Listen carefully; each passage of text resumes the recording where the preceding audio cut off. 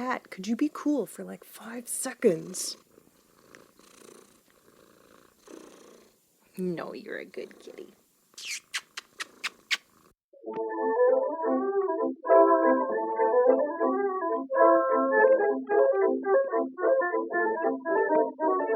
Hello and welcome to Witch Please, a fortnightly-ish podcast about the Harry Potter world. I'm Marcelle Cosman.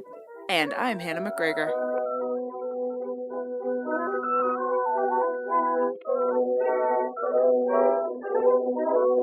Today we're bringing you a very special blast from the past, an old school episode where we just talk about a goddamn book. That's right. But because we're out of Harry Potter books, we're reading the next best thing, Rowell's 2015 novel, Carry On. So, without any further ado, let's head to the sorting chat. Do you want to maybe just start off by establishing as a baseline the fact that I love this book deeply and profoundly and you didn't like it? Yeah. So, to be clear, I didn't love it, which I think is an important distinction, because I didn't dislike it, and I liked parts of it a great deal, but I found it left me deeply unsatisfied and a little bit miserable. And even as you were going through all the things that you loved about it, I just kept thinking about all the things that like really super bummed me out about it and how much I don't like this book. So never mind, I take it back. I don't like it. I don't like this book. I regret reading it. I wish I had just read Fangirl and left it at that. I did. I loved Fangirl. And when we talk about whatever, we'll talk about it now, but I found that a lot of the things that left me feeling really wanting about this book are the opposite with Fangirl. Like, without getting into details about Fangirl, I just found that like that story wrapped up really coherently and really neatly and sort of satisfied all of the things that I needed to happen in it. Whereas this one is just like a bunch of loose threads, a bunch of unresolved interpersonal conflict, a bunch of misery, a bunch of sadness, a bunch of heartbreak, a bunch of mothers who never get to talk to their sons, a bunch of sons who never get to hear from their mothers, a bunch of people who died completely and utterly needlessly, and siblings who don't get to ever reconnect with that sibling who is like the only family they have left. It felt like the stuff that I liked about it, I had the opportunity to like and enjoy for about 100 pages, maybe like 300 in this 7,000 page long book.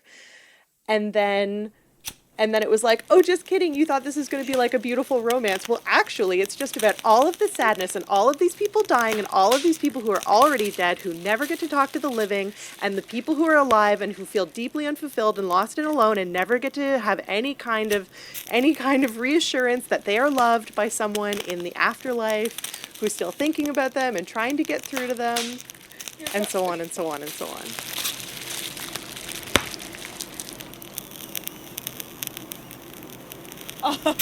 It is a beautiful love story, but it is also all of those other things. It's also really sad.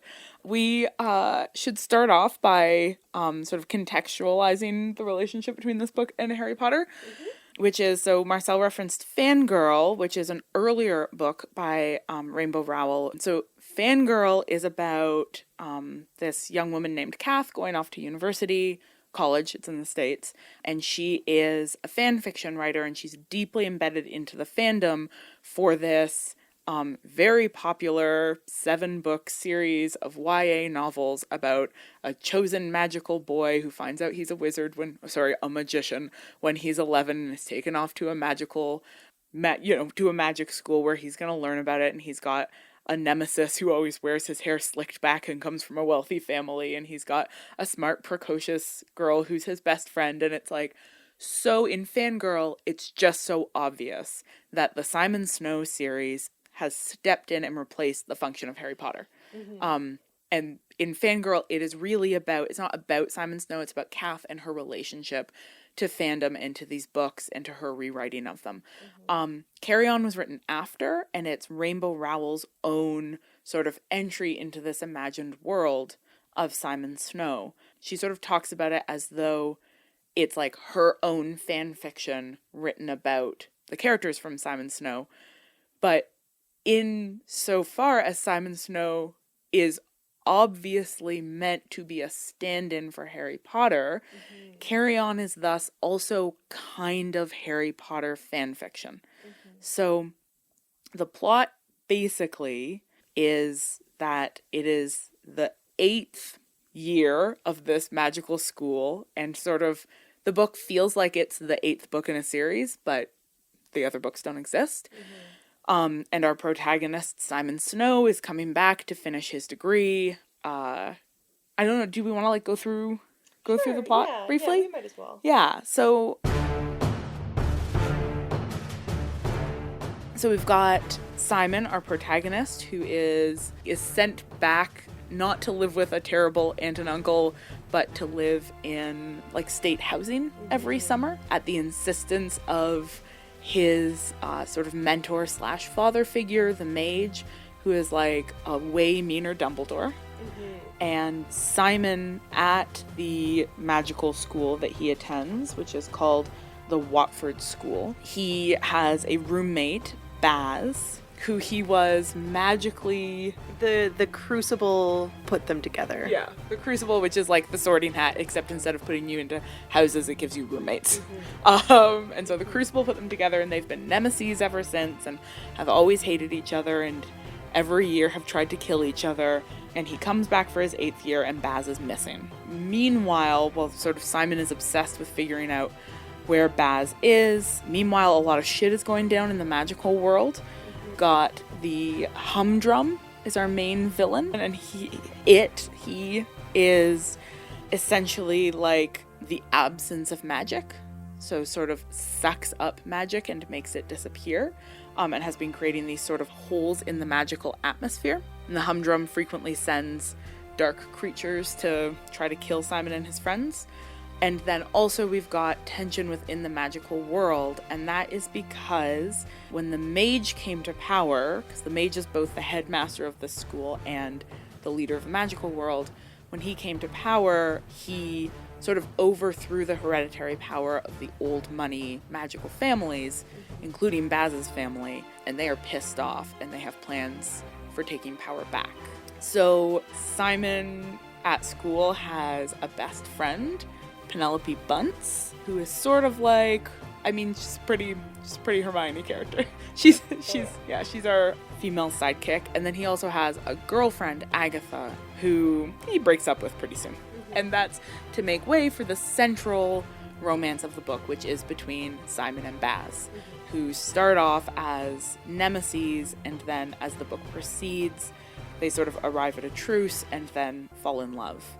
And the truce is around Simon agreeing to help Baz figure out who killed his mother when Baz was a young child. His mother was the previous headmaster of Watford, and somebody sent vampires to Watford. She was killed, and Baz was turned into a vampire. Baz is a sexy vampire. So the sort of main things are they need to figure out what the Humdrum is. Simon has been told that he is the chosen one and has a special role in saving the magical world, but it is unclear exactly what that is going to be, and it's also unclear how Baz and Simon's budding romance will survive Simon's allegiance to the mage, who is this very sort of Marxist revolutionary figure, and Baz's allegiance to the old families who want to see the mage thrown from power. As Marcelle pointed out before we started recording, everything that actually happens in this book happens in the last 50 pages in an absolutely colossal shit show of plot. And while we, the readers, get told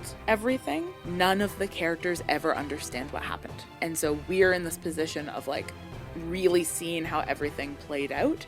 But we see that because the book shifts between multiple narrative perspectives.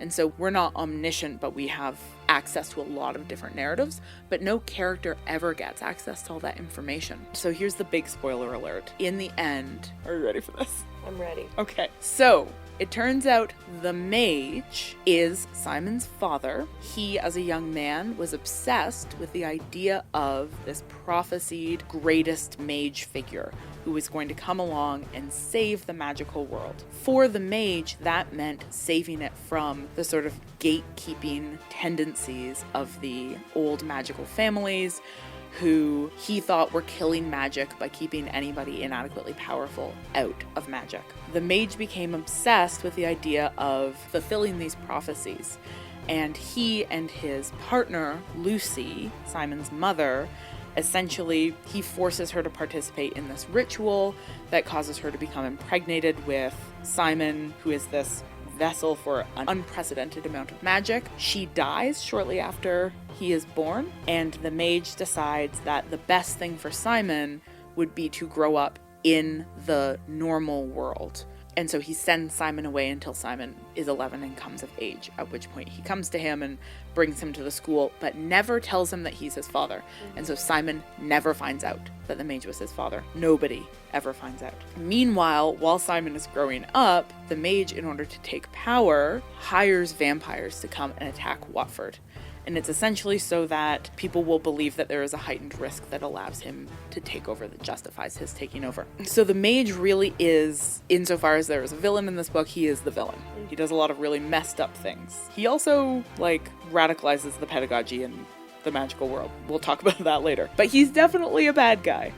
So Simon was created deliberately to be this magical figure, but it turns out that his magic is too powerful and that the magical ecosystem essentially cannot survive him, and that the humdrum was actually created the day that Simon came of age, because whenever he uses magic, he sucks too much magic out of the magical atmosphere and he leaves these magical dead zones behind.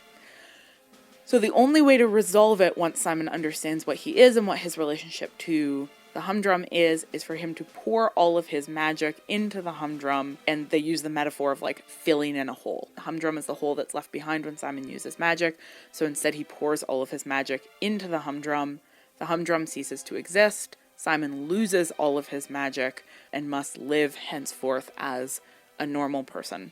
Except that he has wings and a tail. Except that he has wings and a tail, because he made himself wings and a tail during that final battle, and he didn't take them away before he lost all of his magic, so now he can't do anything about them. I hate the wings and the tail. It's so silly. It's so silly.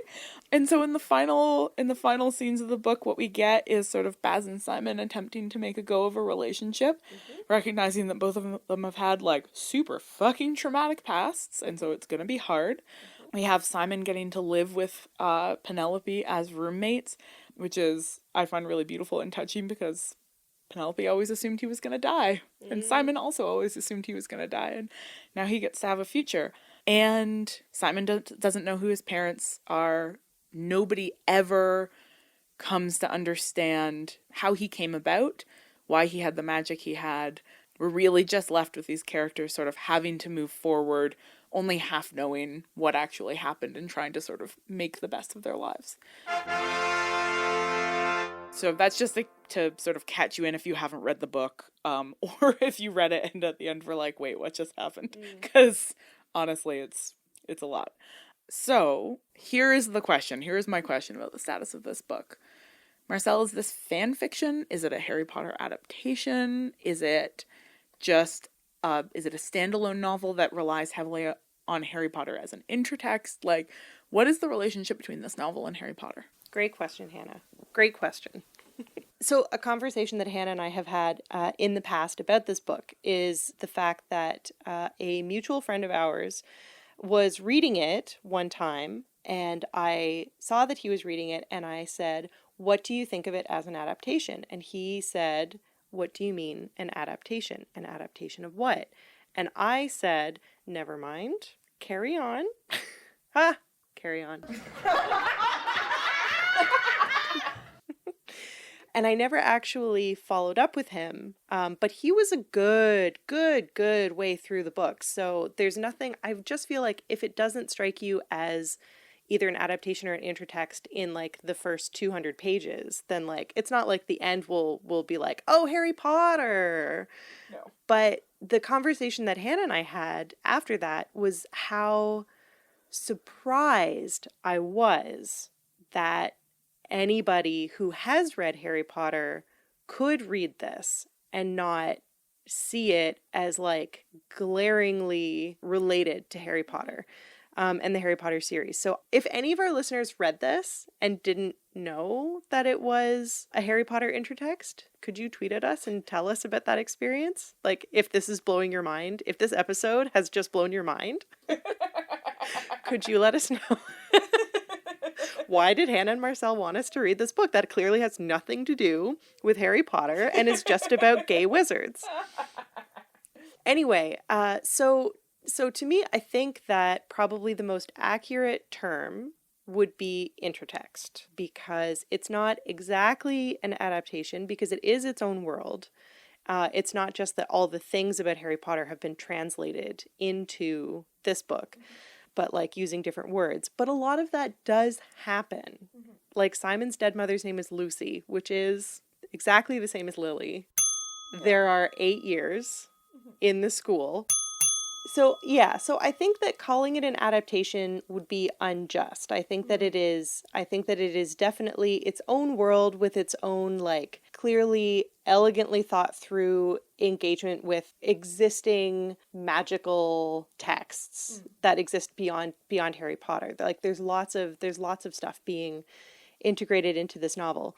But Harry Potter is clearly like the biggest one, the most profound influence. And like the fact that so much of the book is also like not just reiterating the things from Harry Potter, but like directly incorporating commentary on those things into this story, I think would make it an intertext as opposed to just an adaptation. Yeah, so those would be my thoughts. Yeah. Do you have a different interpretation of its relationship to Harry Potter? I agree with everything you have said, and also I think that the relationship that it has to Harry Potter, sort of for the reader, will also depend on whether you read Fangirl first. Because it's the relationship between Carry On and Fangirl, and the relationship between Fangirl and Harry Potter then changes the relationship between Carry On and Harry Potter.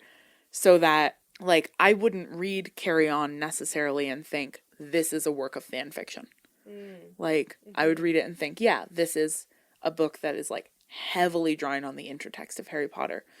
But when we put Fangirl in, then I'm thinking about the fan fiction dimension of it and the degree to which, through that lens, reading Carry On feels to me like somebody's Harry Potter fan fiction. And in that way, what I mean is that, yes, like, yeah, she changes a lot of the world, but she doesn't change a lot of the world. Yeah. She keeps the main characters largely intact. And the way that she changes them feels like deliberate commentaries on Rowling's characters. Such that, like, it feels like it's doing that kind of talking right back to the original series. And there's I wrote down a couple of moments that for me felt like so overtly like a commentary on things that happen in the Harry Potter books. So really early on, Simon takes like a page to describe in explicit detail what the school uniforms look like. Like every piece of the school uniforms, which is like great Robegate content.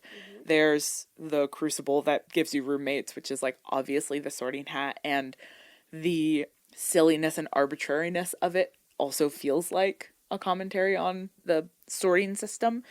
There's the moment where it's Penelope narrating, specifies that, actually I can't remember if it's Penelope or Simon, but somebody explains that there aren't any servants at Watford, and so the students serve themselves at the meals, which is like, oh, this is how you write house elves out of this series. And then at the end, Simon is seeing a magical psychologist. And so many of the things that are like not sort of given as asides, but like the narrative makes a point to sort of pause and point them out. They feel to me like they answer specifically like issues that we have had with the Harry Potter books when we've been like, oh, like this is kind of a problem in this, or isn't this a weird problematic thing? Like, isn't it really fucked up that Rowling has insisted there's no disability, and here's Rowell making a point of mentioning a student in a wheelchair. Like, it feels like somebody came along who had a lot of the same issues that we had with the books and wrote back to them. So then my follow-up question to you would be, what do you think is the difference between an intertext and fan fiction, especially in this context? I don't think there is one. I don't I'm not really, because I guess the question is, does the work stand on its own, right? Because fan fiction doesn't need to, but an intertext should. I mean, I guess maybe the only reason that fan fiction doesn't is because it does not typically get published by a mainstream publisher, right? So then you have things like, 50 Shades of Grey, which gets published as its own thing, and then people are like, what? This was fan fiction? Yeah. But you know more about the reception of Carry On than I do, and we've sort of chatted a little bit about this before, but let's pretend that we haven't. What was the reception of Carry On like? Because as I keep saying in reference to this friend who was like, what adaptation? Like it just like surprises me so much that anybody would read this and not immediately think, oh, this is Harry Potter. In response to that, I just want to read you a little bit of the author's note at the end of Carry On, where Rainbow Rowell writes that Simon Snow is kind of an amalgam and descendant of 100 other fictional chosen ones. And then she goes on, I've read and loved so many magical chosen ones stories. How would I write my own? It's my take on a character I couldn't get out of my head. It's my take on this kind of character and this kind of journey. And that feels to me like protesting too much. Like, that to me is like, come fuck off, you're writing Harry Potter fan fiction. But because fan fiction has this sort of cultural role of it's not legitimate cultural production, it's not, it doesn't get to be published, it can be published online, but it can't be published as its own book because it's not adequately original. And so then there's this effort to sort of reframe it as original and unique and new in a way that's this Lev Grossman quote on the back, trust me, you have never ever seen a wizard school like this. And it's everybody just chill. Well, and that, what you just said about fan fiction not being allowed to not being allowed to be real literature is precisely the problem that the character Kath has in Fangirl, right? Which again we'll talk about later, but it's interesting to me that even though Rowell is very clearly aware of that, at least aware enough to integrate that issue into Fangirl, which precedes Carry On, that there would still be this section at the end that's like, no, this is real, this is real, this is real. Yeah. It's it's definitely, everything is original, it's original, this isn't fan fiction. And it's I kind of just wish, and I understand from a publishing perspective why this wouldn't be possible, right? Because you have to claim unique intellectual property. But part of me really just wishes that she had just published this and then been it's fan fiction, guys. It's just that I got to get my fan fiction published because I'm a famous author. Yeah. So to clarify, Rainbow Rowell didn't do anything wrong. I just wish that the world was different. Yeah. Which is how I feel about a lot of things.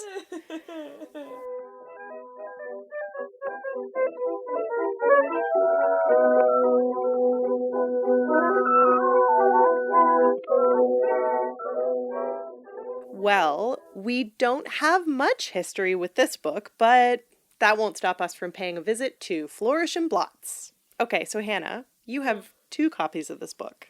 Why don't you talk about that? I sure do. I am gonna struggle, there's lots and lots of things that I have to say about this book, but I'm gonna struggle to even express the particular way in which the central romance in this book moves me.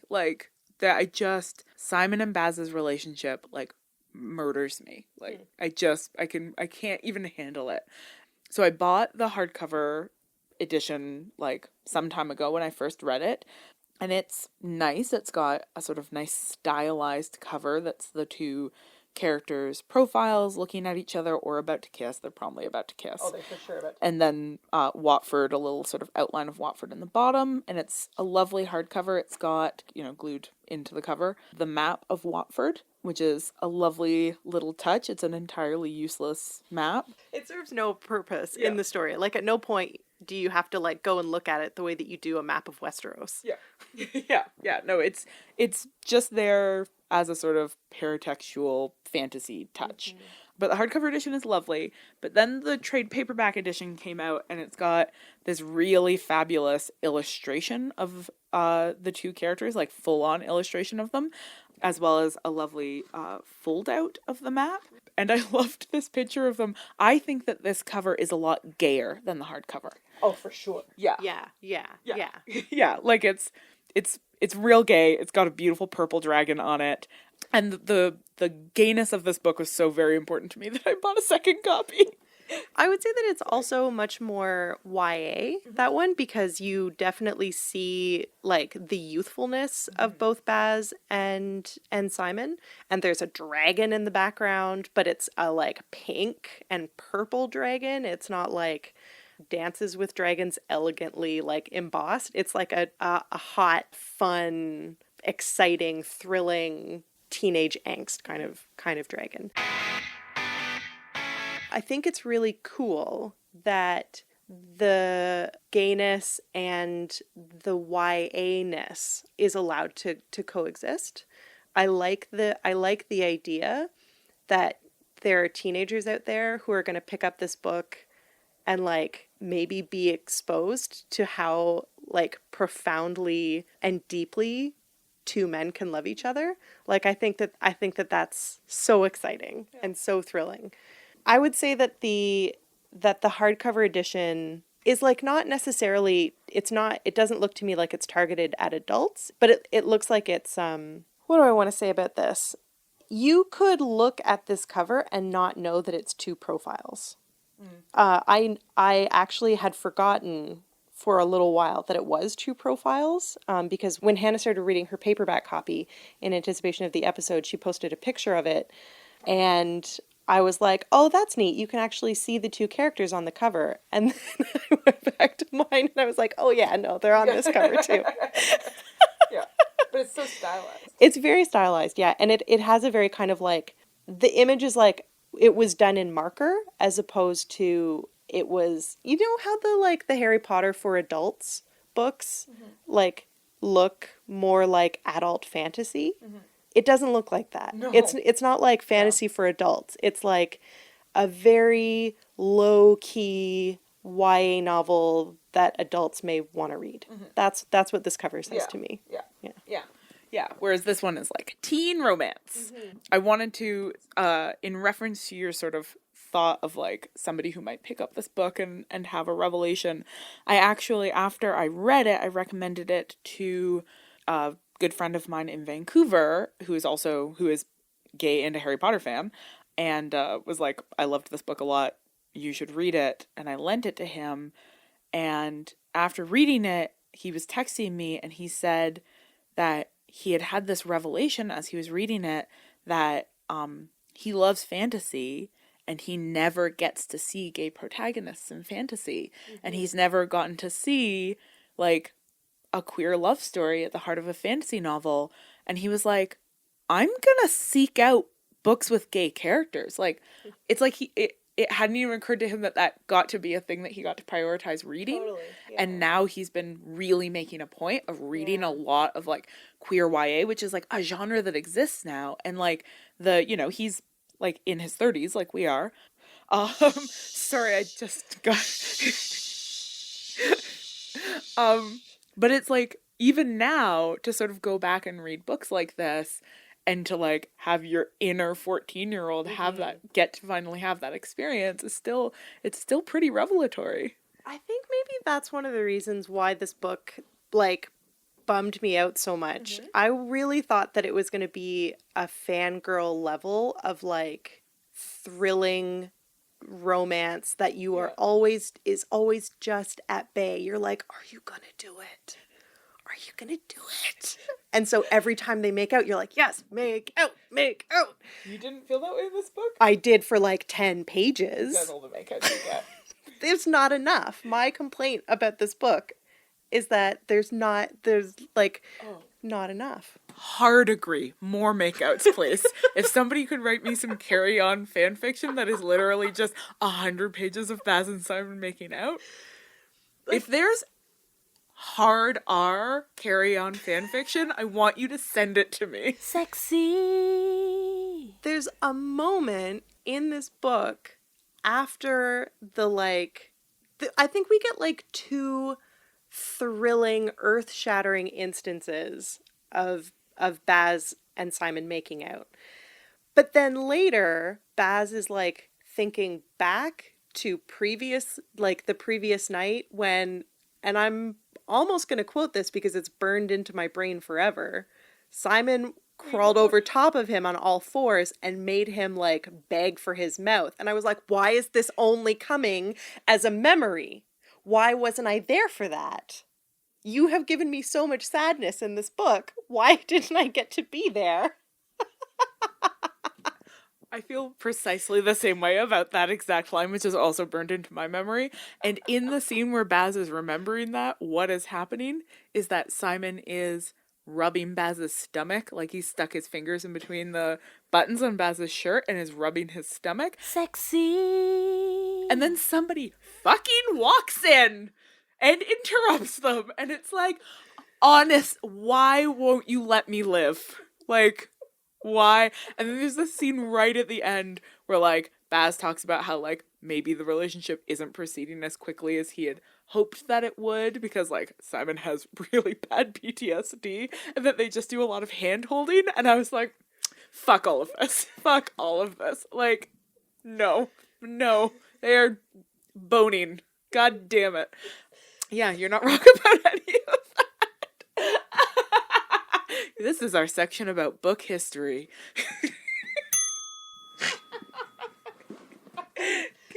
Like, I feel a bit bad that I'm so bummed out by this book because I know that you and our friend Claire just like love it so much. And we got to the point, like as soon as Baz was introduced, I was like, yes, I'm going to love this book too. And then they start making out and I'm like, yes, I love this book.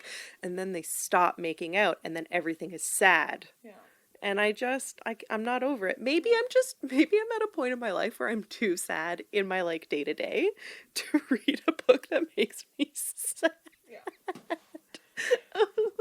But remember in that final scene where Baz is making Simon carry all of the furniture up to his apartment, and then he's making funny jokes while he's looking at his phone. Remember how sweet that is? It is. It's so sweet and tender. It's very sweet. It's very sweet. So sweet and tender. I think maybe I also have like I very clearly have some not new mom but new mom issues. Oh, the issues are new, not the mom. Yeah, like the Lucy never being able to communicate with Simon, like, and Natasha never being able to communicate. Okay, listen. Okay. Yeah, Let's just go there. Let's just go there. All right, we're going there. Harry might not be in this book, but don't you worry, we still have plenty of unreliable narrators to talk about in The Boy Who Narrated. So briefly, before we jump right back into the problem of missed connections, which is like a big theme of this book, the important thing to note is that whereas the whole Harry Potter series is narrated from Harry's perspective, with the exception of like 3 chapters, which we talked about at length, this book is narrated from multiple limited perspectives. So chapter by chapter, it jumps around, always tells you whose voice you're reading through. We are very clearly being exposed to, so it's third person limited throughout, but from the perspective of all kinds of different characters, including that we repeatedly get chapters being told by Simon's dead mother, Lucy, who tried to come and visit Simon towards the beginning of the novel when the veil was thinning and ghosts could come through and talk to people, but couldn't quite make it through to him, and so instead narrates to us things that Simon never gets to hear. So, not a fan of this unbelievably tragic narrative choice. Can I just say the words "my rosebud boy" and see if it makes you cry?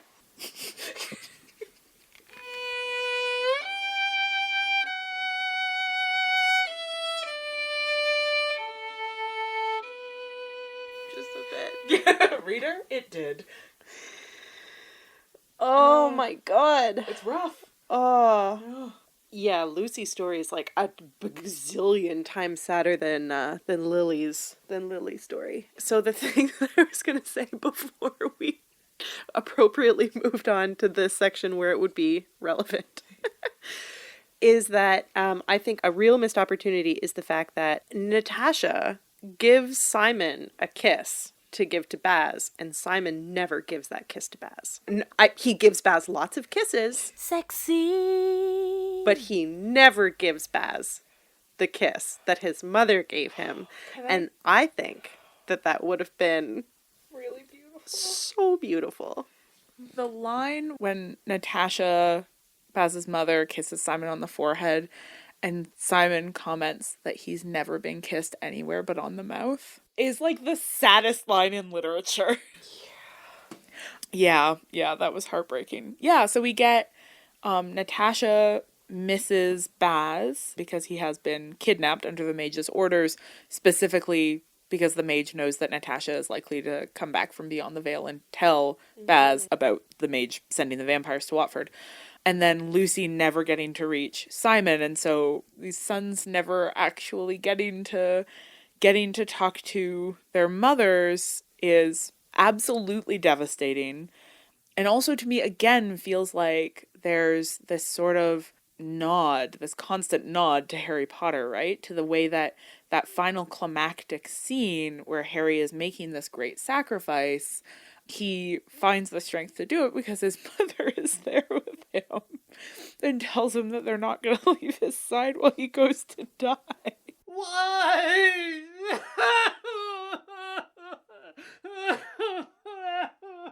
And Simon never gets that. Lucy's there, but he never knows. He never gets to see her. He never would just full on weeping. No. So the book seems to me to be really deliberately using the multiple characters, the sort of multiple perspectives, as a way of like signaling to us overtly the limitations of each character's view of the world, and also sort of showing that like in Harry Potter we never know anything that Harry doesn't know, and so in the end all of our knowledge is also all of Harry's knowledge, and we get the satisfaction of getting to share the perspective of a character who has come to complete understanding of everything that happened.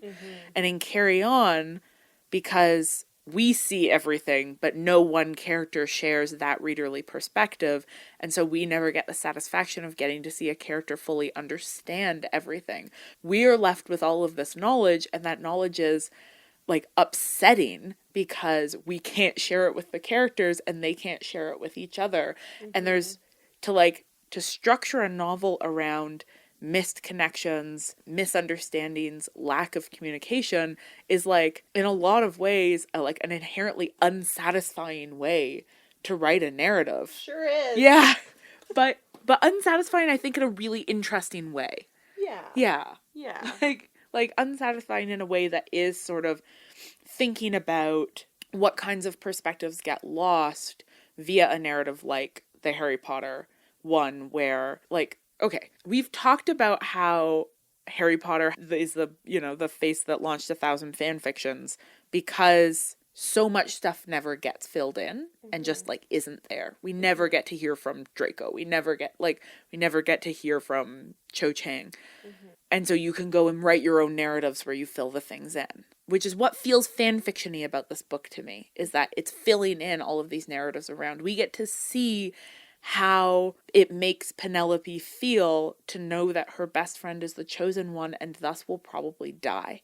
And that like sort of fierce, agonizing tenderness that she never communicates to him. Yeah. Like, we get to see all of these pieces that get left out of a story that centers around one perspective, and they never come together, and that is so much more like what the world is like. It's just like these multiple perspectives that sometimes get communicated, but like often just don't. But when you put it that way, it like really turns me into one of those like traditionalists who leans hard into like a traditional narrative form, you know, single semi-omniscient narrator. You know, one of our followers not that long ago, I noticed had been corrected by another person who does not follow us. I checked. They were tweeting about like everything in Harry Potter we know because it's told from Harry's perspective, and somebody well actually'd them. And I just, if you are the one who is well actually'd and you're listening, I just want you to know that like I was with you in that moment. I saw you. You were seen by me. That person sucked. It was like a completely and totally unnecessary correction to make. Anyway, back to my point. Yeah, like these types of narration are like very intentionally designed to leave you feeling wanting and to like to refuse that sort of satisfying everything comes together at the end. And so when I say that I didn't like the book, I want to be very clear that I'm not saying it was badly written. This is a really, really, really well-written book. And I think is an incredible testament to like how the distinctions that we make in, you know, mainstream society between fan fiction and literature are absurd, because as a work of fan fiction, it's incredibly well done. But it like left me wanting in precisely the ways that it would appear that this book set out to do. Yeah. And that's why in some ways the Harry Potter series is like deeply and fundamentally satisfying. I think that is maybe why so many people who see themselves so aggressively written out of that series by Rowling's insistence on saying ridiculous things, why they still love that series and still insist on like reading themselves into it, because it is a very satisfying series. You get to the end and like even if you're heartbroken about certain things, it feels whole and complete, whereas this will never. Carry On will never let you feel whole and complete. No. It was just going to keep refusing to let you be there when Simon crawls over top of Baz and makes him reach for his mouth. Sexy. This is our horniest episode. Oh, yeah. So the one other piece of sort of interesting narrative difference in this book that we wanted to talk about is the way that sort of part of letting us read through the perspective of many, many, many different characters means that we get to see more different views of this magical world, and we get a wider sense of the different ways in which these characters sort of engage with this magical world and engage with the larger world that they're embedded in, right? So we've got, for example, Baz and Penelope are sort of both raised in traditional magical families, seem to be, you know, predominantly sort of rooted in the world of magic and sort of knowledge of that world. You mean Baz and Agatha? No, because Agatha loves normals. Yeah. Yeah. But she's raised in also in a traditional. Yes. Okay. Yeah, so Agatha is as well, but I did mean Penelope, because Penelope doesn't seem to have much interest in the sort of normal pop culture world. I see. But Agatha does. Agatha's also raised, I mean, they all are, right? That's a carefully specified difference in this world, is that there are no muggle-borns or no normal-born people. Like, mages and normals are decisively different. So Simon is the only mage who has ever grown up in the normal world, but everybody lives to a greater or lesser degree in the normal world. And we've got, you know, characters like Fiona, Baz's aunt, who like lives in London. We've got Agatha, who has a bunch of normal friends and like during the summer is like a competitive horseback rider and likes to go over and do gel manicures with a girl named Minty.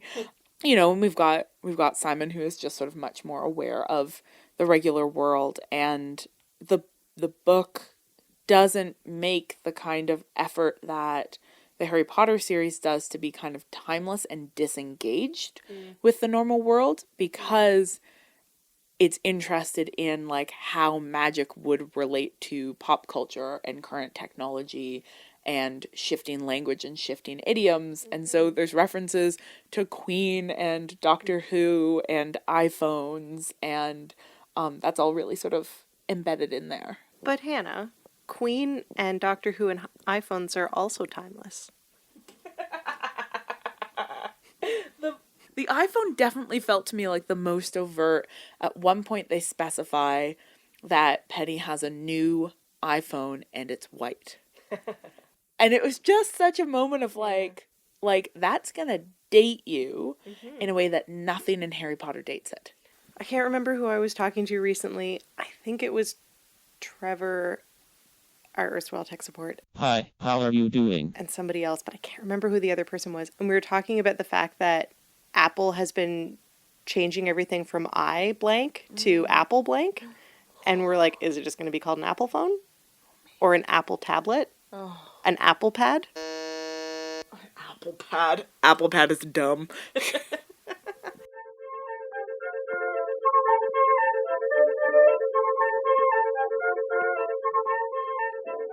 Hey, guess what?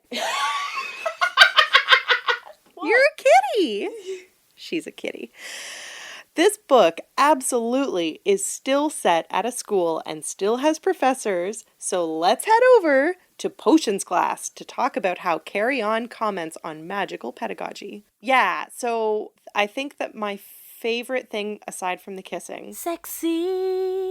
in this book was the fact that the spells are idioms and lyrics and lines from poems. They're just like, they're turns of phrase that the argument is that they become magical. And it is such a lovely way to think of the fact that like words are magical. Like we say this, metaphors are literally magic. That's the difference between a metaphor and a simile. A simile is when something is like another thing. A metaphor is a magical transformation where the one thing becomes the other.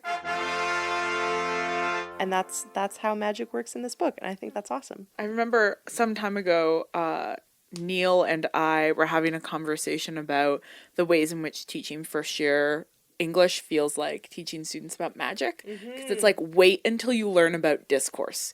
Wait until you learn that language has actual power and actually reshapes the world.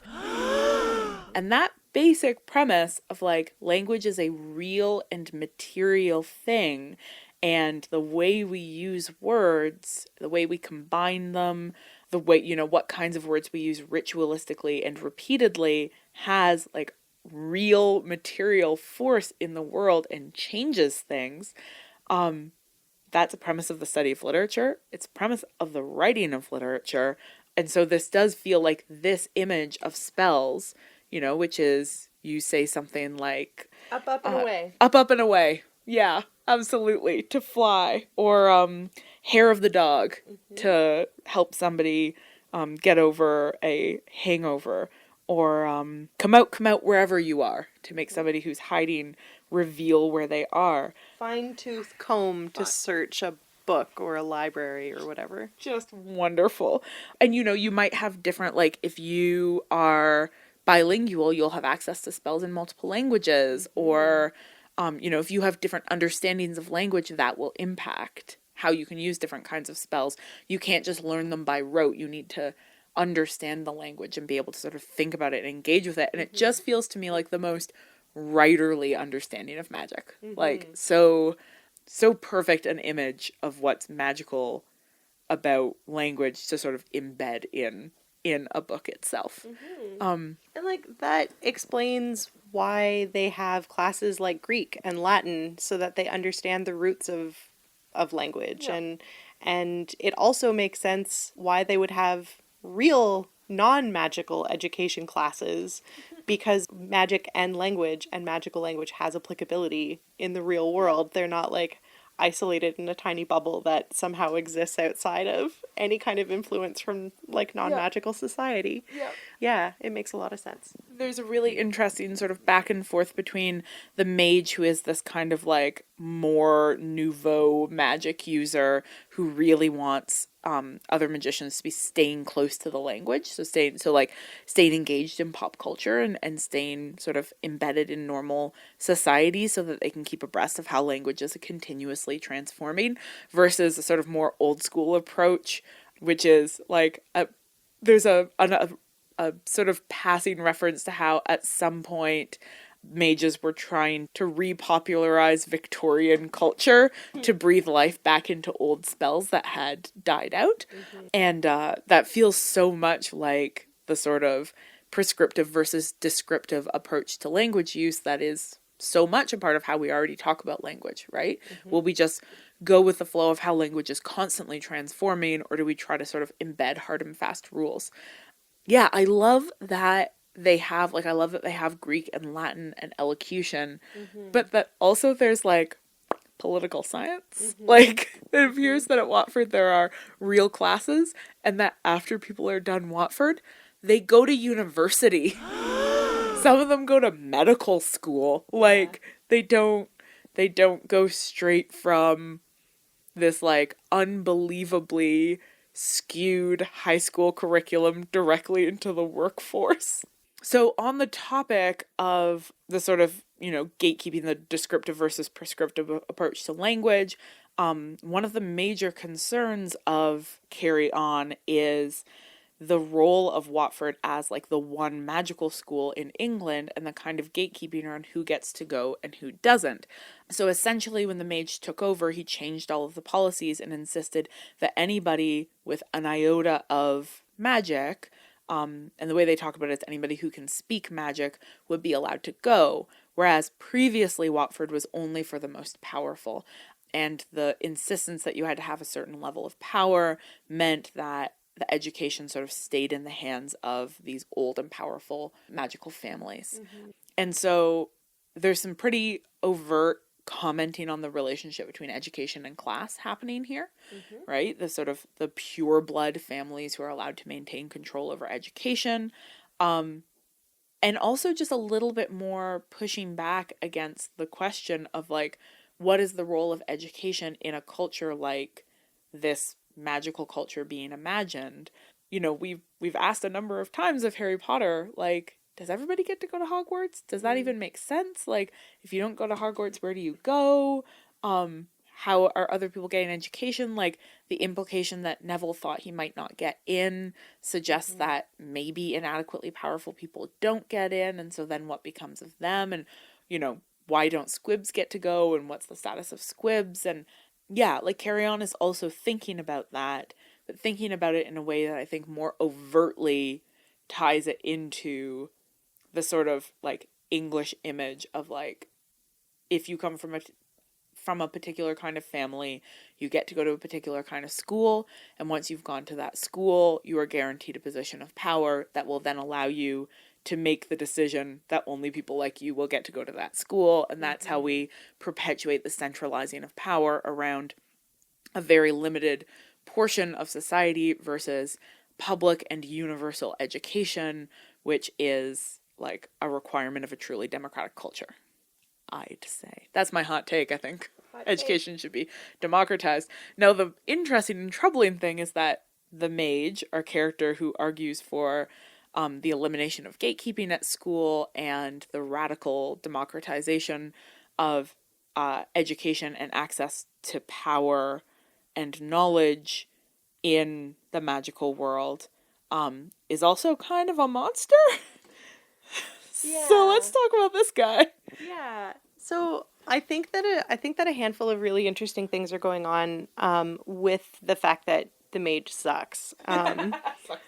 Sucks so hard. And I think one of them is obviously a commentary on the fact that like Dumbledore was not a flawless character and also did some like super shady shit in order to get his way, and that so much of the revolution or the wizarding wars, the Dumbledore side, the Order of the Phoenix side, had to rely on just like taking at like absolute unquestioned faith everything that Dumbledore says. And so the fact that the mage sucks is like a very good example of why that's terrible. And I've seen just in my like real banal basic life a number of ways in which people who are really good and really awesome and people who rely on people who are really good and really awesome take for granted that the person who is in that position will always be really good and really awesome. And so you don't need to have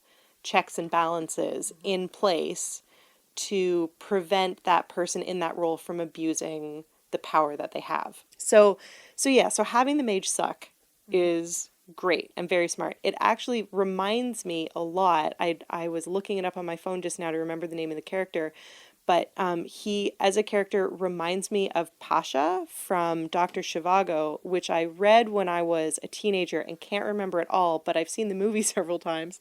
And in the movie, Pasha, or Pavel, is a revolutionary. He's like it's the Russian Revolution. He's on the side of good and right, which is that power should not be concentrated in the hands of the wealthy upper and aristocratic classes, right? Like everyone sees the means of production is what I'm saying.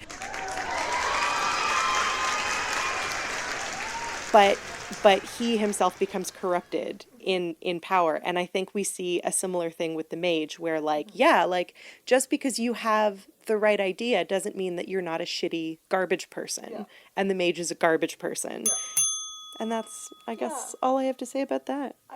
I think you are exactly right. I think that, again, there's commentary here on Harry's blind faith in Dumbledore and how, there's a couple of moments in the last book where Harry doubts that faith, but that doubt proves to be wrong and Dumbledore was 100% right and good and reliable. Mm-hmm. And the message that gives us is actually it's okay to put blind faith in authority figures if they're good guys.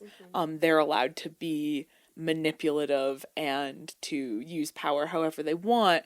That you can use power however you want if you're a good guy. And in Carry On, nobody who uses power however they want is a good guy. Like, there is no unimplicated, unproblematic way to engage with power. It's always potentially violent. It's always potentially dangerous. It constantly needs checks and balances. It constantly needs to be questioned. Mm-hmm. And our sweet, virtuous protagonist who puts his blind faith into his father figure is like super fucking wrong. Yeah. And a bunch of women die as a direct result. Yeah. Women who wanted nothing more than to be allowed to just like not be subject to this violence, just like don't get to opt out. But yeah, no, there's a really, really interesting refusal of the Dumbledore figure happening via the character of the mage here, for sure. So we don't have a lot of other teachers to talk about. Miss Posabel, for however the hell you say her name, who is our McGonagall figure, is like cool but basically non-present. Yeah. And similarly, we've got a Minotaur instead of a Centaur, but they're not really important characters. The only other major teacher character we have is Ebb, who is our sort of Hagrid surrogate. Yeah. So like Ebb also was a student, also decided not to leave, is also sort of this big, scruffy character who's mocked by a lot of the students, but uniquely loved by our good protagonist, loves working with animals, is gentle, and has a tendency towards weeping. Like, Ebb is such a Hagrid. Yeah, totally. Whereas Hagrid is in the position that he is in because he is good-hearted and kind, but ultimately incompetent. Mm-hmm. Ebb is incredibly powerful and has deliberately chosen not to use her power. And I think in that way she becomes like Dumbledore and Hagrid's relationship is that Dumbledore is the powerful and magnanimous figure who is extended to Hagrid a home, and Hagrid is sort of his dutiful servant. Mm-hmm. But Ebb is arguably as powerful as the mage, but doesn't want to use that power. And so, one of the most interesting things that she's sort of teaching us in the book is to think about the options the different options for engaging with power when you are somebody who is in a position who has access to power. You know, both Ebb and the Mage are people who have access to power through no particular sort of right or virtue, just like by accident of birth, have access to unusually high amounts of power, and one wants to just disavow it entirely and the other wants to use it to make the world better, to make the world over in their image. Yeah. But what I got from the book was that Ebb disavowed her power when her brother crossed, I'm not really sure how to describe this, but when he like crossed over to the vampires, when he chose to become a vampire. And it is presented to us as though he made that choice because he wanted more power, and that did not work out for him.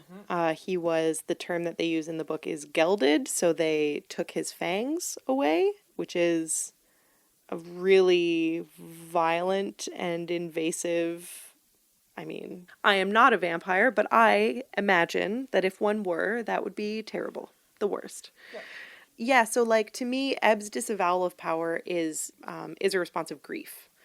It's as though the book sets her up to be the foil to the mage, but really she's the foil to her brother, but her brother just isn't a central character in the novel, coming back to the very postmodern way in which this novel is written. What do you do when you have a character whose foil isn't in the novel? I'm uncomfortable with Ebb's death. It leaves me feeling very upset. Yeah, Ebb dies entirely pointlessly. It's a real bummer. And fucking Simon doesn't do anything. Simon He probably can't. Can't save her.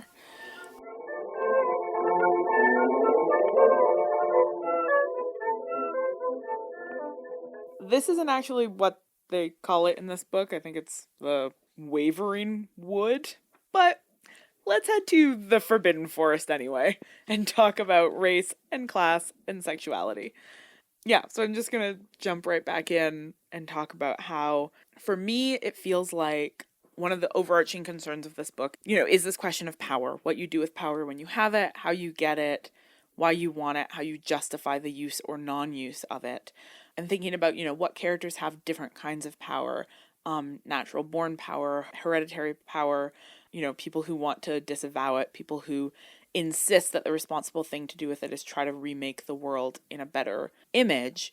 And I think we really can think about that as sort of both class and race privilege being worked through, right? So look at somebody like the mage who is born with a great deal of natural power and believes that that means that he has been called upon to try to fix the world, to try to save the world, versus a character like Ebb, who's sees the way that power can corrupt people, sees what it's done to her brother, and tries to disavow it entirely.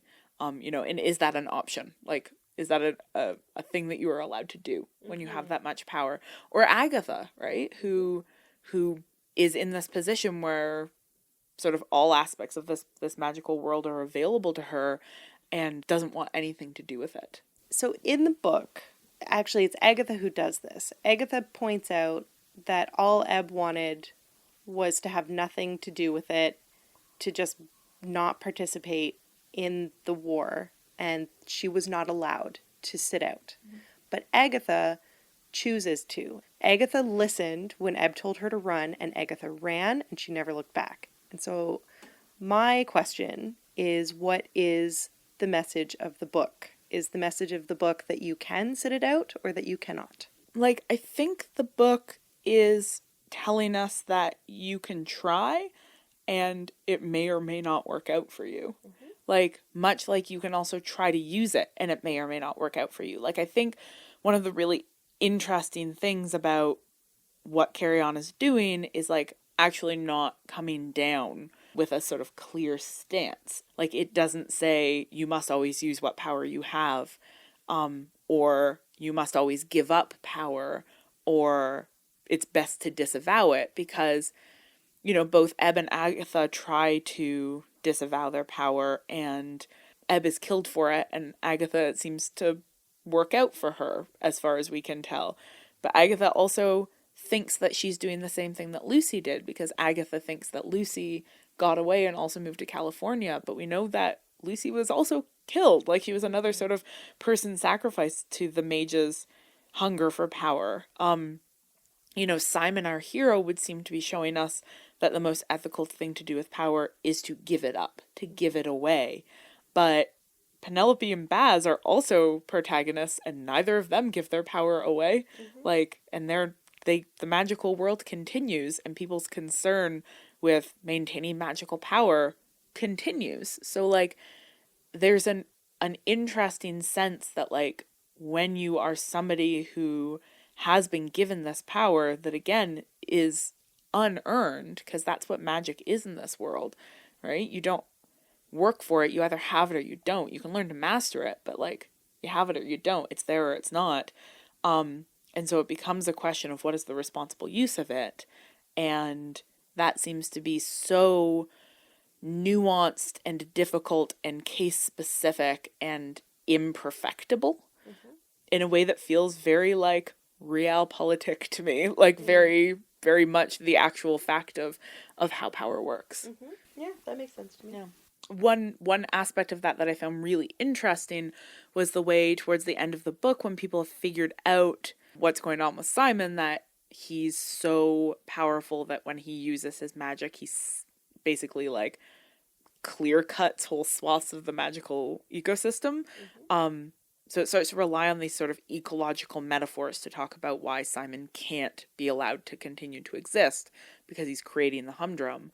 And something really interesting is playing out in the relationship between the mage and his very sort of radical left politics, right? His desire for a sort of social revolution, and the fact that his social revolution is unsustainable because it's based on this premise that there is no limit to how much magic you can use.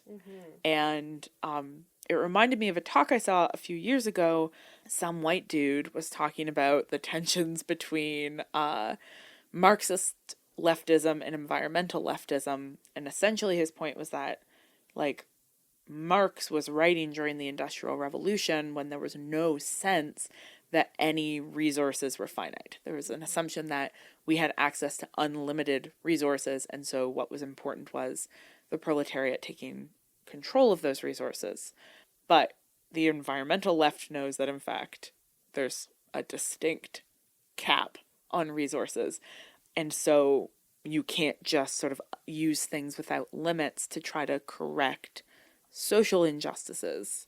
Well, yeah, which ties again back into that sort of larger, like, the irresponsible use of power with good intentions still has devastating results.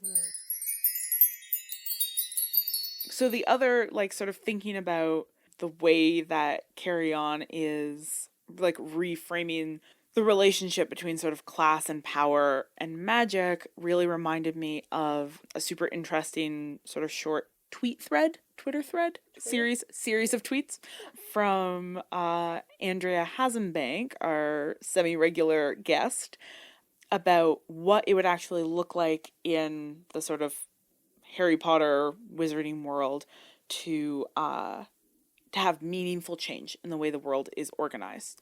So in this very interesting series of tweets, she talks about how we would need, like, real reform in the Ministry of Magic, that there would need to be, somebody would need to address the sort of linking of state power and education, and then linking of education to the workforce, that there would need to be more transparency around how leaders are chosen, open elections, unrestricted education, the abolishment of hereditary houses, and local magical councils that counter the centralized power of the ministry.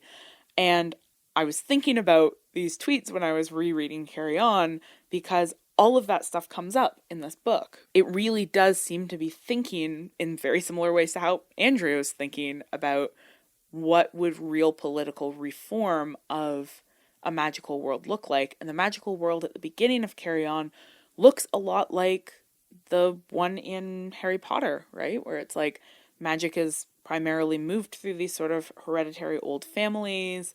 It's unclear how people come into positions of power. Very clear link between state power and education, etc. And at the end of Carry On, you know, we see the way that there have been some moves towards taking the restrictions out of education, to trying to make power less hereditary, to trying to localize governance, like trying to address the sort of those sorts of bad systems. But the book also plays out for us how the actual attempt to reframe how this world works, like, it's not an easy move. It's a move that is full of struggles and tensions because people don't give power up easily, right? And so that sort of imagining what's next, like, you know, insofar as this is like the 8th book that never existed in the Harry Potter series, it's like, what actually happens when you try to institute these reforms? Well, like, the old families get mad, and depending on how far you're willing to push the attempt to take power away from those old families, like, you might also start to step into some politically dubious or ethically dubious use of power there as well. Yeah, so I don't know, maybe all I'm saying in this section is, hey, Andrea, I think you would like Carry On. I think it's saying some interesting things about politics. And I would be really interested to hear from other people who have read the book and have some thoughts about, like, what it is saying about politics and education, particularly in the British context, because I guess another really interesting difference here is that this is written by an American author writing about the UK. And I wonder if that's, like, maybe part of that different view, maybe part of that being more overtly critical, for example, of the education system is a sort of North American perspective.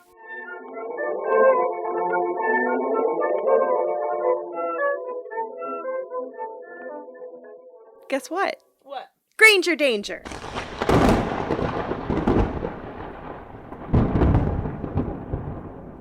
So, okay, let's talk about women. There are a number of characters in this book who we're going to look at right now: Lucy, Natasha, Penelope, Agatha, and Fiona. So if you listen to the earlier part of this podcast, which, why would you start here? That doesn't make any sense. You would know that I have some feelings about Lucy. I think some of the things that leave me feeling really haunted and distressed about her as a character is that we know that she's dead because we know that she comes back as a ghost, but we don't know exactly how she died and we don't know exactly why she died. But all of the kind of subtext around her relationship to the mage, who she calls Davy, and what we learn about their relationship from Penelope's mother indicates to us that that was an abusive relationship. And there are also signs when Lucy talks about why she goes along with the mage's plan that signal an abusive relationship. One being that she says in no uncertain terms that she doesn't really feel like she had a choice. But the other, and I think this one really cuts deep, is the fact that she thought that he wanted to have a child with her. And this seems to me to be one of those things where people believe that having a baby will make their relationship better. Because there are moments for many people in that period when you are planning to have that baby where, like, I don't know if it's oxytocin or if it's just like having babies can be a really exciting thing for people, but where, like, it feels just like perfect. There are moments where things just feel perfect. And I imagine that Lucy and Davy had those moments, but that doesn't mean that Davy wasn't abusive. And we don't know how she died, but it seems to be that the mage killed her or brought about her death in some way or another. And I think, like, the fact that Agatha believes that she's still alive and out there, I'm not sure if that's supposed to make you feel good as a reader, but it fucking sucks. It feels awful. It's just like, I know, I'm sorry, Kitty, I know. For once, the cat has some chill and she's, like, getting really upset with us every time we get upset about a thing. I don't know. It just, like, it leaves me feeling real bad. I hate the mage. I hate the mage so much. And I wish that Lucy and baby Simon could have just gotten out, and they didn't.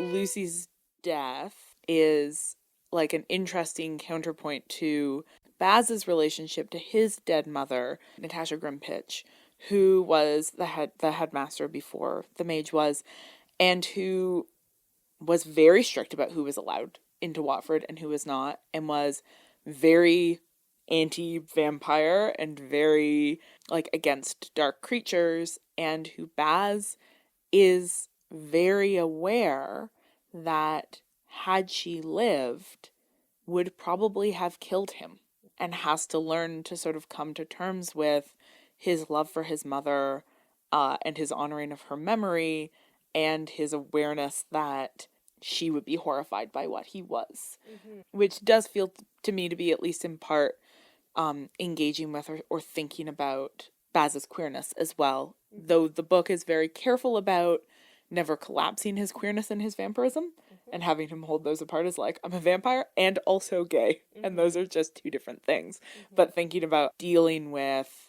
this relationship with, like, you know, Lucy is this mother who is characterized by a sort of endless and selfless love for her child that never got to be realized, versus Natasha, who is this sort of monstrous mother, mm-hmm. who may or may not have killed her own child given the opportunity. I don't know, like, it was kind of nice for me to have both of those mothers there as different versions of what mothering looks like, who are equally, like, I was going to say equally loved by their sons. That's not really true because Simon doesn't know anything about Lucy, mm-hmm. but like equally valued by the narrative, mm-hmm. as mothers who are sort of worthy of being grieved and who were good mothers, mm-hmm.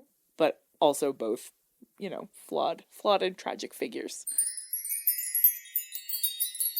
What just occurred to me is that Agatha may be in part based on Fleur. Yeah, who had been sort of thinking like, oh, like, who is Agatha a response to? But Agatha's like hyper awareness of the like cultural position that her beauty places her in, as compared to sort of the role that Fleur plays in the narrative of like, what is her job? Her job is to be beautiful and blonde and an object to be attained by the right male character, and we don't get to see a whole heck of a lot more of her. Mm-hmm. And Agatha has this like awareness of like, that's what she means to the people around her, and she's not actually particularly interested in it, and would just like to tap out. Yeah, I find Agatha really, like, I don't like her as a character. I think she's actually a pretty profoundly unlikable character.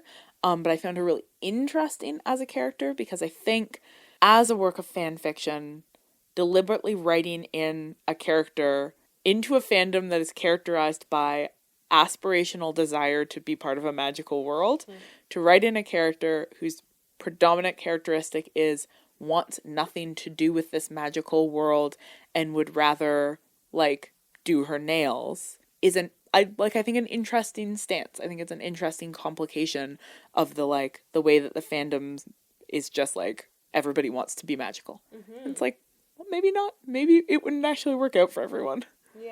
Yeah. Throughout the novel, I definitely had moments of like really liking Agatha and then really like getting a sense of like, oh no, you're not the type of person who I would ever want to spend any time with. Both Hannah and I made note of this particular moment.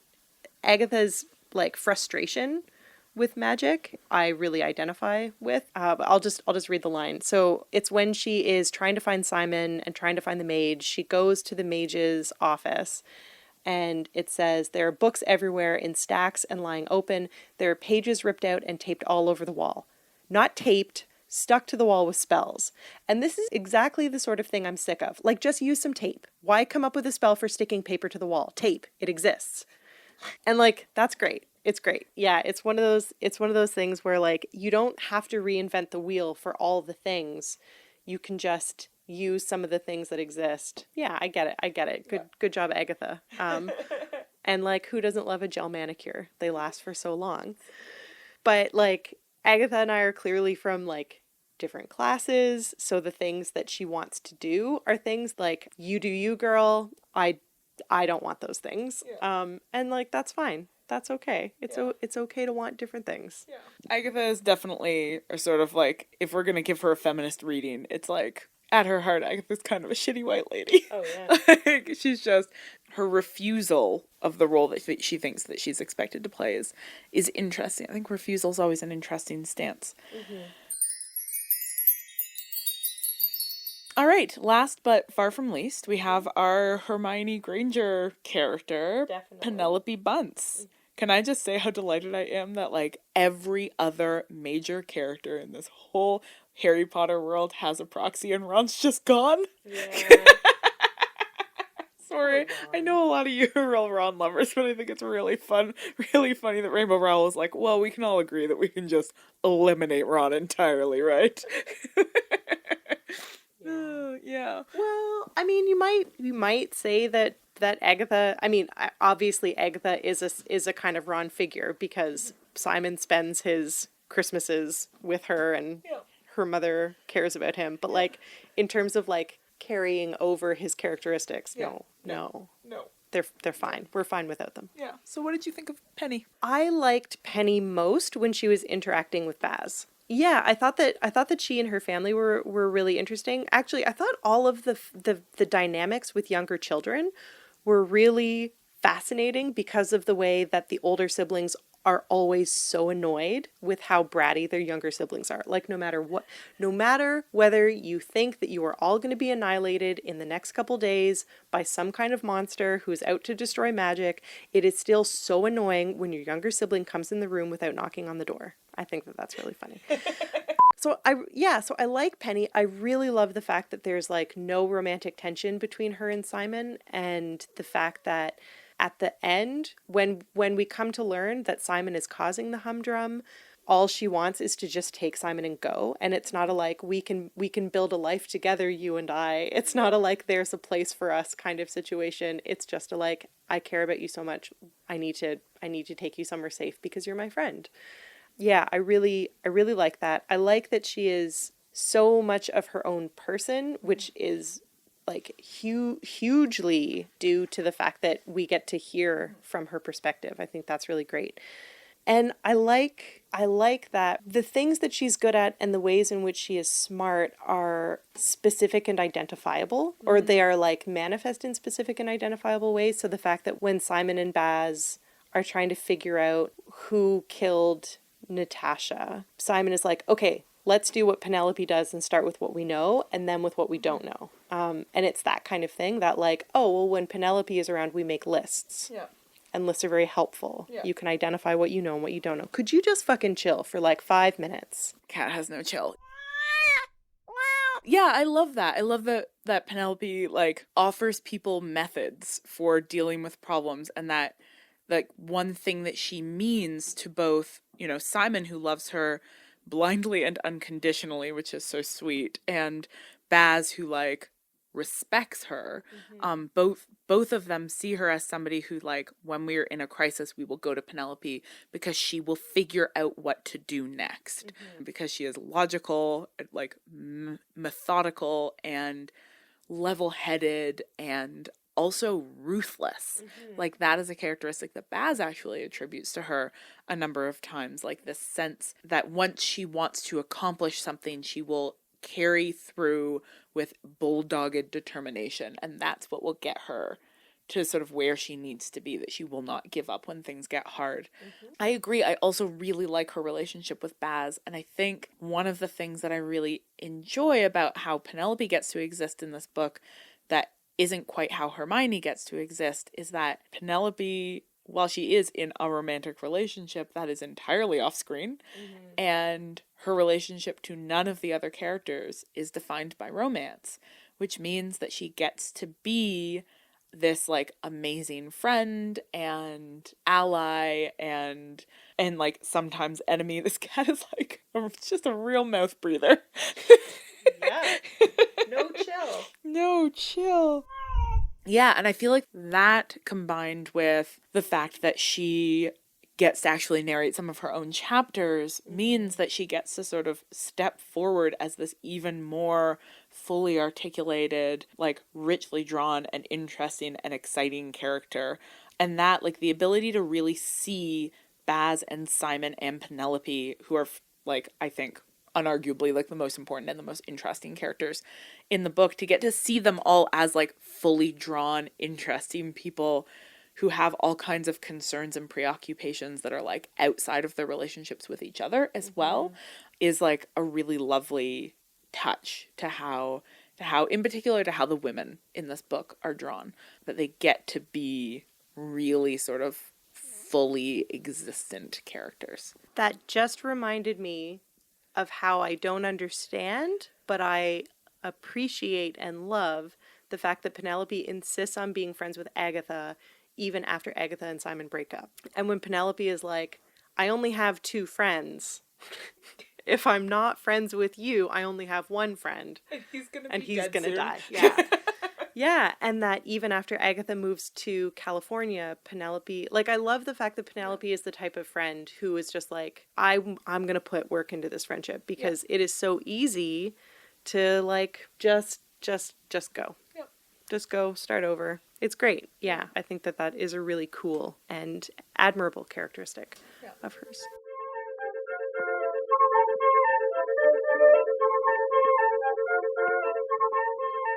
In this final segment, in lieu of the traditional final revisions, we instead are going to plug back in our season 2 conclusion stuff. So let's start off with the Try Witches Tournament.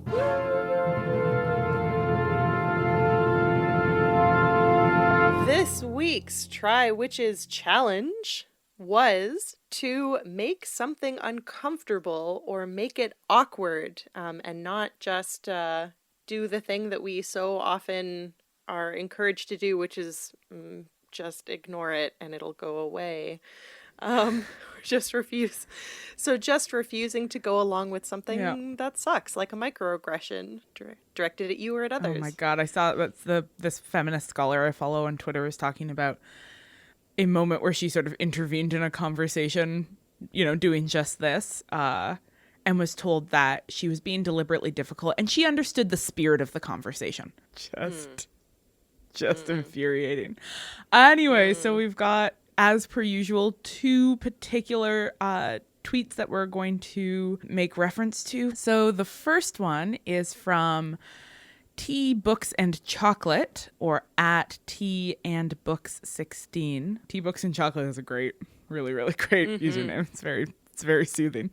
Who says, called myself out for an accidental microaggression and apologized to my friend, owning my own awkward and fallibility.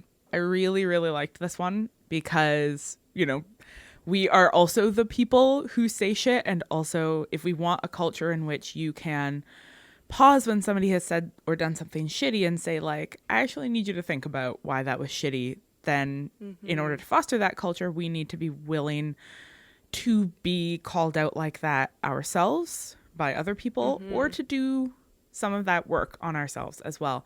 And I think the more that we do it ourselves and model to people that it's like totally okay and not the end of the world, and that you can sort of graciously accept those moments and like move on, relationships intact, I think that's really going to help to sort of produce a larger culture in which we can pause and say to somebody like, hey, actually that word you just used, I find that word really hurtful. And now let's move forward. Yeah, we're fine. And I think that moment of like, you do that thing so that you can move forward is the really important part, because I think like the important distinction to make between calling yourself out for a thing that you have just done, that's very different from like getting in touch with your peers in high school who maybe you said shitty things to and apologizing to them, because that's different. That's you wanting to atone for a thing that maybe that person doesn't need to. That person has the right to not give you atonement. Yeah. Don't do that. Yeah. You can like, you just gotta like sit in that regret and do better in the future. This feels this is coming from a very dark and personal place, Marcelle. Sometimes I am unable to sleep at night because I think about all of the like stupid or shitty things that I said when I was in high school, and I regret those things. But I know from a friend of mine, I won't mention this person by name, but this friend of mine is queer and was very visibly queer in high school, even before they were out. And as a result, had a really hard time with a lot of our classmates and peers and dealt with a lot of microaggressions and a lot of macroaggressions. And not that long ago was contacted by a high school classmate who wanted to apologize for all of the like shitty homophobic things that that he said to my friend during high school. And my friend was like fuck you, like I don't want to forgive you for that. You made my life hell in high school. Like, savior. Fuck off. Yeah. Like, go forward and be better. Yeah. So that's another reason why I really like the idea of like in the moment, you like take that opportunity to be like, the thing that I just said is violent or aggressive or hateful, and I'm going to own that and apologize for it and move on. So, also, it's scary. It's scary to like be a person in the world who wants to be a good person and you're afraid you're going to hurt people's feelings, and you will. Yeah.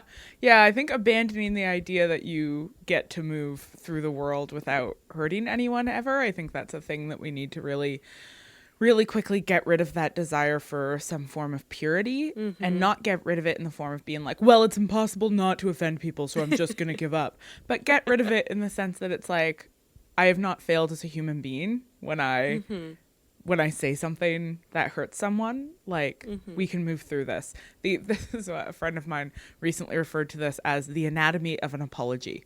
Name the violence that you did, and then name the way in which you are going to try to avoid doing it again in the future. You know what? Surprisingly straightforward, and yet can be real hard. Yes, very hard.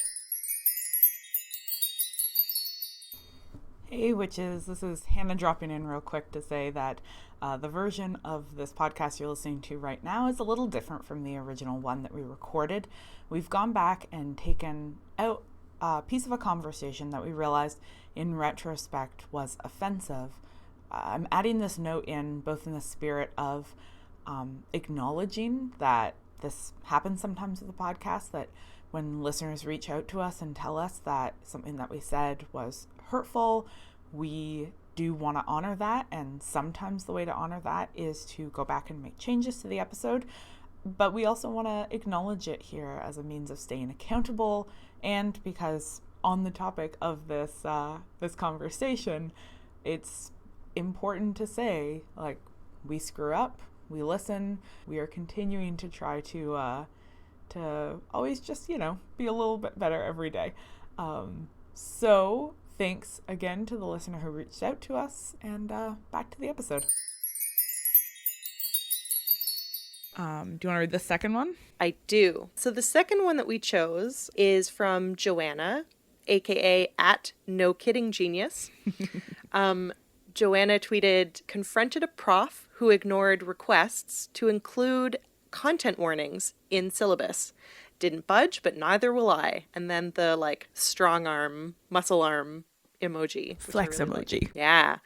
We chose this one as the second one we wanted to shout out because sometimes we do that, make it awkward or make it uncomfortable or call it out, and it doesn't work. And that's okay. I mean, it's not okay that that person still sucks. The point is to do it. The point is to keep having the conversations, keep resisting, keep pushing back. And in moments when it doesn't seem to be working, to try not to just get discouraged and give up, right? Because maybe 5 more students will have a conversation with this professor in the future and they'll eventually get the message, and it's going to be critical mass that does it. Or maybe the next professor you have this conversation with will budge, or we don't know, and we can't predict the ways in which these kinds of gestures and interventions are actually going to have impact in the world. Like, you can't, it's sort of like another version of that, like, you can't call on somebody to forgive you, right? Like, you can't do these things exclusively because you expect them to have particular impacts, right? You do it anyway, and it might work and it might not, and you do it anyway because it's the right thing to do. Just like that Ben Folds song, Do It Anyway. Just hum me a few bars. I'm so bad at recalling music on the spot. No,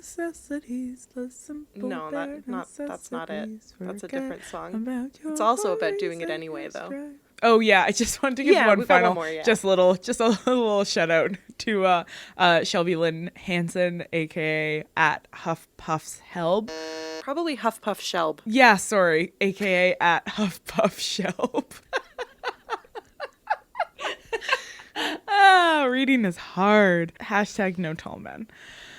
Oh, who just said, I was fueled with feminist rage this evening and decided to call out ignorance on Tinder. I just want to encourage any of you who are on Twitter to go and read the screen caps of their responses to people on Tinder, because it is real A+ feminist killjoy work. All right, new challenge. So inspired by the new school year, we thought that a fun new challenge might be to find a teachable moment in your day-to-day lives. And so this might be an opportunity similar to this past fortnight where you take an opportunity to either call somebody else out or call yourself out, to acknowledge those microaggressions and move forward. But it might also be another opportunity to turn something that might seem benign into a teachable moment. Maybe a good example, this is me acknowledging my own failure. This would have been like a really prime example of a teachable moment, because it was as I was setting up the computer in my classroom, and I overheard one of my students use the term "such and such is my spirit animal," and I was about to intervene, and then I didn't. And I really regret not doing that. I really regret not making that a teachable moment and saying, actually, interesting fact, spirit animal is not an acceptable term for people to use very casually, tossing it around. I think I didn't feel prepared to explain why it wasn't okay. I was just like, we don't use that word anymore. Yeah, stop it. I have exactly the same approach to beginning a teachable moment, which is very like, did you know? Like, fun fact about the thing you just said. I was at an academic event maybe a month ago or so, and a woman referred to being the low man on the totem pole. Ooh. And I was like,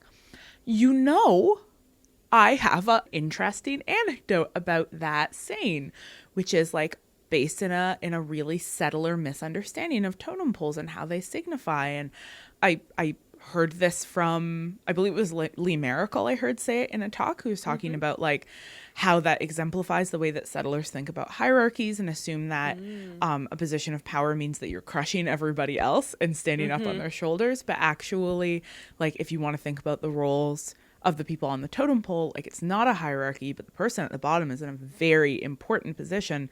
You get on the bottom of the totem pole because you are strong enough to hold everybody else up. And that's a really honored position. And so, like, isn't that interesting, the way we have this saying that really exemplifies all of the ways in which, like, Western culture fundamentally misunderstands this, like, major form of Indigenous iconography? Like, isn't that neat? Fun fact. Fun Southern fact. Colonialism impacts our language. Such a fun fact. Yeah, so find your teachable moments, and when you do, tweet at us about them using the hashtag #TryWitches. And now it's time for Which Please Tell Me.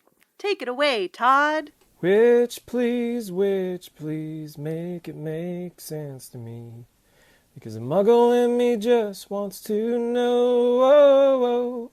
Which please, make it make sense to me. Because a muggle in me just wants to know. You always ask really great questions. I think that's probably where I would like to start. And sometimes the questions that we choose are things that we've talked about before, but this just provides us with like a really great opportunity to like crystallize those conversations and draw in those conversations that we've had or that we've seen or that we've retweeted. and put them in the official Witch Please canon, if you will. So this week's question comes from Esme, whose Twitter handle, Hannah, you pronounced? Oh, I pronounced it Patroclus. Great. Patroclus. I mean, I don't even know if I pronounced Esme correctly. I don't know how to say words. So, Esme's question is basically wanting to know what our thoughts are on the matter of non-binary magic users at Hogwarts. So I'm just going to read a couple of these tweets. Esme says, I believe a common term used instead of witch or wizard is Wix, W-I-X, which is often used neutrally in Wiccan circles as far as I can tell, and then clarifies, I'm not Wiccan, just a curious observer, so I may be wrong. But in Harry Potter, the terms witch and wizard are clearly gendered. For example, School of Witchcraft and Wizardry, as though the two are different somehow. The term Wix allows fans to write fic with non-binary inclusion, and often involves secret, neutral dorms and unrealistically accepting profs. Opinions on scope for such reading within the canon. And then, one last point, for the record, I take great comfort in these fics and headcanons, but I'm curious about your thoughts on the heavily binary and gendered structure of Hogwarts and the HP world in general. So this is one of those questions where I don't mean this as a burn. I mean this entirely enthusiastically, and I champion this question. This is such an obvious question to ask. Like, these are questions we should be asking about this series. I think the thing that I just want to get out of the way is that Rowling is obviously writing from the perspective and the worldview that like sex is a binary and gender is a binary, and that those two things are linked and that they are natural. And so now I've said that, we can just put that aside. Like, yeah, okay, great, everybody gets it. Rowling has a limited perspective. Fine. Now we can move on and have a more interesting conversation. Uh-oh, now we have to have a more interesting conversation. Now that I've set us up.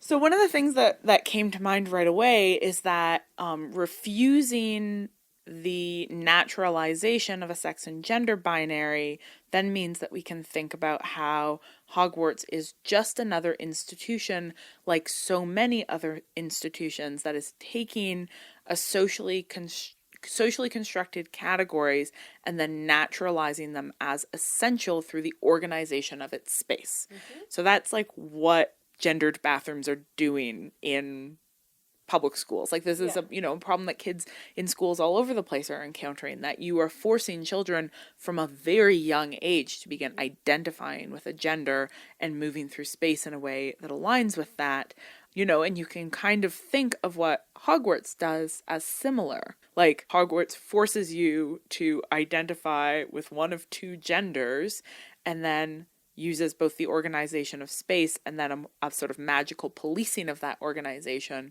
to strictly enforce those genders, which are like so obviously created by institutions, but then claimed as natural via the way people have to move through those institutions. Mm-hmm. And so I think there absolutely is space to look at Hogwarts and say, it's an old school. It probably has historically policed gender in these ways. That doesn't, one, mean that that's actually what gender is, or two, mean that there isn't a point in Hogwarts, like there will be in all of our institutions, where somebody says, fuck this. Mm-hmm. Like, this is wrong. And the space needs to be reorganized and rethought, in light of resistance to the sort of ossified structures. Okay. And I think that building from that, we can also look at the way that the characters have likewise internalized a sex and gender binary as being evidence of the ways in which the wizarding world is unable to exist separate from the kinds of socialization that come from the Muggle world, right? So, like, just as the wizarding world is also structured in terms of nation, like we talked about this, I think, with Neil, where he was like, why is Ireland a thing in the wizarding world? I think that, like, yeah, like similarly, we can say, like, well, why is sex and gender a binary? Why are those binaries in the wizarding world? Yeah. And if we maybe approach it from that lens, we can make space for interrogating the existence as being based on the kind of what did you say the last time about capitalism? The wheel of capitalism, crushed under the wheel of gender and of misogyny and patriarchy.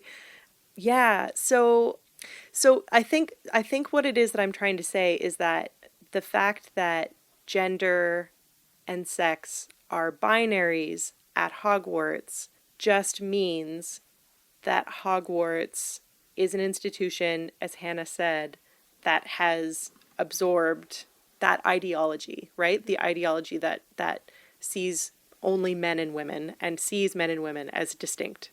I mean, like, I would say that, like, perhaps obviously we're like super on board with fan fiction that envisions like the idea of Wicks identities, non-binary identities, and that, you know, as we've mentioned in this episode and in so many other episodes, the incredible limitation of how much of a view of the world we get to see via Harry opens up all of these possibilities for us, right? To say, like, you know, Harry is, as far as the narrative tells us, like a straight cis man whose experience of the gendering of his institutions and the spaces he moves through, like, might be one of just like ease, right? Like, it just feels easy to him, and so he never attends to it. But like, that isn't to say that there isn't like a radical group of genderqueer and gender nonconforming students at Hogwarts who are demanding that these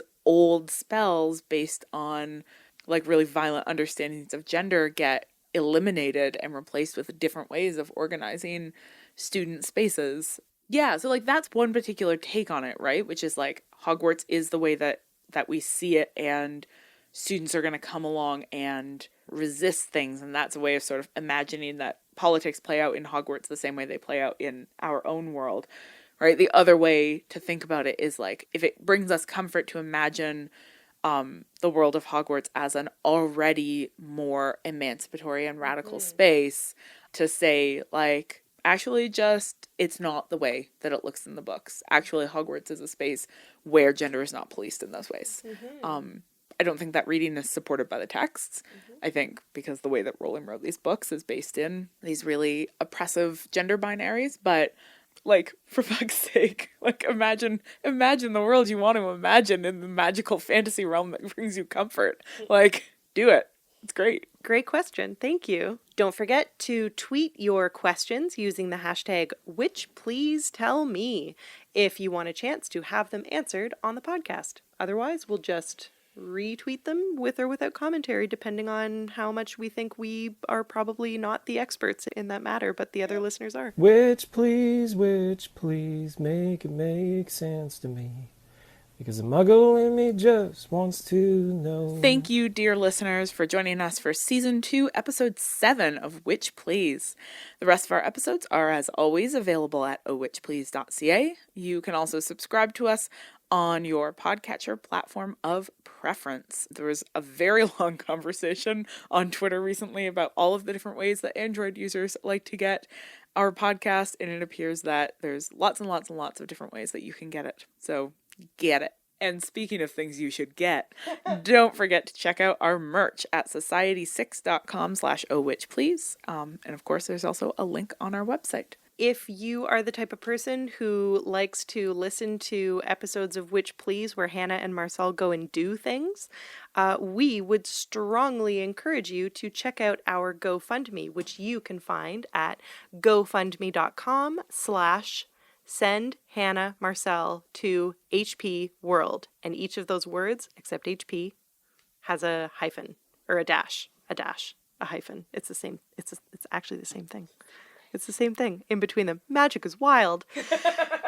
We are currently at $870 of our $1,500 goal. There are 23 days to go. You can totally do this. The pictures are going to be amazing. And we are really excited about this. And thank you to Katie Robinson, who created it. You're the best.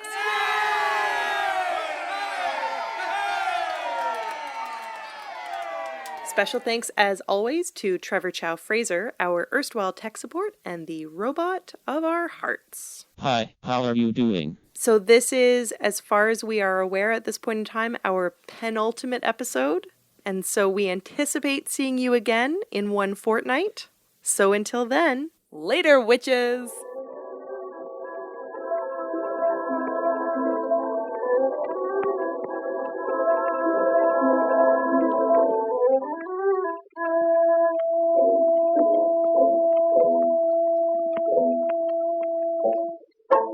great. We did it. Great job. That's it. I'm going to press stop. Okay.